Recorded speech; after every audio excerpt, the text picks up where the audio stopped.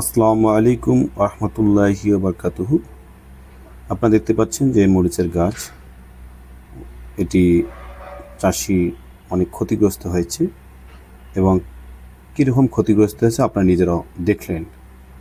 তো আমরা গত 2 বছর ধরে বিভিন্ন অঞ্চলে, আপনারা জানেন যে আমি বাংলাদেশের বিভিন্ন অঞ্চলে যাই, কৃষি বিষয়ে বিভিন্ন পরামর্শ দিয়ে থাকি। সেই সুবাদে আমার মোটামুটি একটা বাস্তব অভিজ্ঞতা হয়েছে যে ফসলগুলো নিয়ে চাষিরা সমস্যার সম্মুখীন হয়। মোটামুটি এটি নিয়ে কাজ করতে করতে একটা অভিজ্ঞতা হয়েছে। তার আলোকেই আমি বলি, আমরা প্রায় দেখতে পাচ্ছি যে মরিচের গাছ কুকুরে যাচ্ছে। এটার মেইন কারণ হলো মাকড়, লাল মাকড় এবং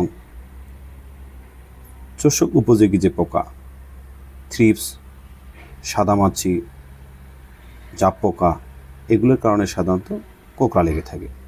তবে এই মরিচ খেতে আমরা দেখলাম যে প্রচুর পরিমাণে থ্রিপস রয়েছে। থ্রিপস এই মরিচটার কীভাবে ক্ষতি করতেছে এবং কেন কোঁকড়া লাগতেছে। সাধারণত থ্রিপস পোকার বাচ্চা, বয়স্ক পোকা উভয়ই গাছের কচি পাতা থেকে রস চুষে খায়। পাতার কোষকলা ছিদ্র করে যখন রস চুষে খায় তখন এই পাতাটা কিন্তু কোঁকড়া লাগে, হালকা বাদামি থেকে রূপালি রং ধারণ করে, এমনভাবে কুকুরে যায় নৌকা আকৃতির মতো হয়, উপরের দিকে বাঁকা হয়ে যায়। সাধারণত এটি দমন করার জন্য চাষিরা এলোমেলো বিভিন্ন বালাইনাশক স্প্রে করে থাকে। যখন তারা সমাধান পায় না, তারা এক সময় মরিচের গাছ তুলে ফেলে। তো আমরা আজকে আলোচনা করব কিভাবে আমাদের মরিচ ভালো রাখা যায় এবং এরকম কুকড়ো না লাগে, এই পোকাগুলোকে সঠিকভাবে দমন করা যায়। তো এটি জানতে হলে আপনাদেরকে পুরোপুরি ভিডিওটা দেখতে হবে।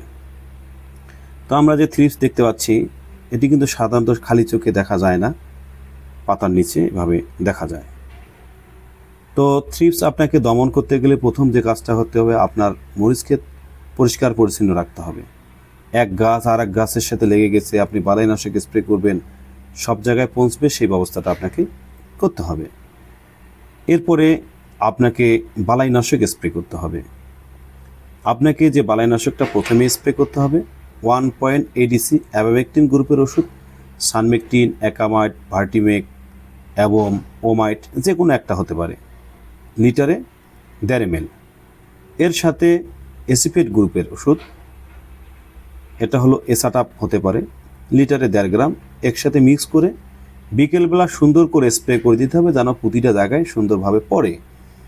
ঠিক 4 দিন পরে গ্লাডিয়াস নামে একটা বালাইনাশক আছে, এটি হলো আপনাকে প্রতি লিটার এক পানিতে 1 ml করে দিয়ে আপনাকে ঠিক পূর্বের ন্যায় ভালোভাবে স্প্রে করতে হবে এবং প্রতিটা জায়গায় যেন পড়ে। এই দুটো স্প্রে করলে আপনার মোটামুটি গাছের যে পাতা কোঁকড়া লেগে গেছে, এভাবে ক্ষতিগ্রস্ত হয়েছে, সেটা ঠিক হয়ে যাবে। আমরা অনেক মরিচ খেতে এখন দেখলাম ঠিক হয়ে গেছে। তবে দ্রুত সময়ের মধ্যে মরিচ নিয়ে আসা এবং এটাকে রিকভারি করা, এবং আপনারা জানেন যে পোকা এবং বিভিন্নভাবে গাছে যখন ক্ষতিগ্রস্ত হয় তখন বিভিন্ন রোগের আক্রমণ হতে পারে। এর থেকে পরিত্রাণ হতে গেলে আপনাকে এসিউরবিন লিটারে 1 গ্রাম 1 ml, এর সাথে পিজিম্যাক্স লিটারে 1.5 ml যদি স্প্রে করা যায়, গাছটা অনেক সুন্দর হবে, দ্রুত সময়ের মধ্যে ফুল ফল আসবে, ফলগুলো লম্বা হবে, গাছটা সবুজ হবে। কেননা পূর্বে যে ক্ষতিগ্রস্ত হয়েছে সে ক্ষতির হাত থেকে রক্ষা পাওয়ার জন্য আপনাকে স্প্রেটা করতে হবে। আপনি প্রথমে স্প্রে করার পরে পিজিম্যাক্স এসিউরবিন দিতে পারেন, দ্বিতীয় স্প্রে করার পর 1 থেকে 2 দিন পরে দিতে পারেন। তবে আপনাকে অবশ্যই খেয়াল রাখতে হবে, যেহেতু মরিচ আমরা অনেক সময় কাঁচায় খেয়ে থাকি, সেক্ষেত্রে বালাইনাশকের গায়ে যা লেখা আছে যতদিন পরে ফল হারভেস্ট করতে হয় সেভাবে আপনাকে নিয়ম মেনে হারভেস্ট করতে হবে।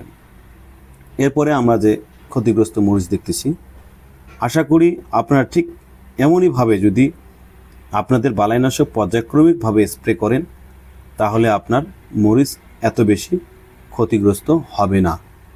তো আমরা এই ভিডিওটা শেয়ার করে দিলে অনেক চাষি দেখবে এবং অনেকে আছে যে ওই এলাকায় মরিচ চাষ হয় না, নতুন করে মরিচ চাষ করছে বিধায় সে এ বিষয়ে দক্ষ না, তারও অভিজ্ঞতা হবে।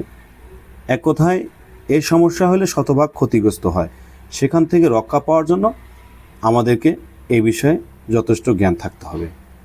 আর যেহেতু আমরা সোশ্যাল মিডিয়া থেকে শুরু করে অনেকেই আছি, বিভিন্ন পরামর্শ দিয়ে থাকি, সেক্ষেত্রে আপনারা যদি এই ভালো ভালো ভিডিওগুলো শেয়ার করে দেন তাহলে অনেক চাষি দেখে উপকৃত হবে।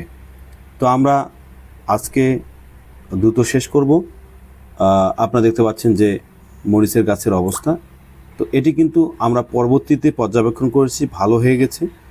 সেই কী দিয়ে ভালো হয়ে গেছে সেটা আপনাদের মাঝে তুলে ধরেছি, চেষ্টা করেছি তুলে ধরার। সকলে আমার জন্য দোয়া করবেন। ভালো থাকবেন। খোদা হাফেজ। আসসালামু আলাইকুম ওয়া রাহমাতুল্লাহি ওয়া বারাকাতুহু।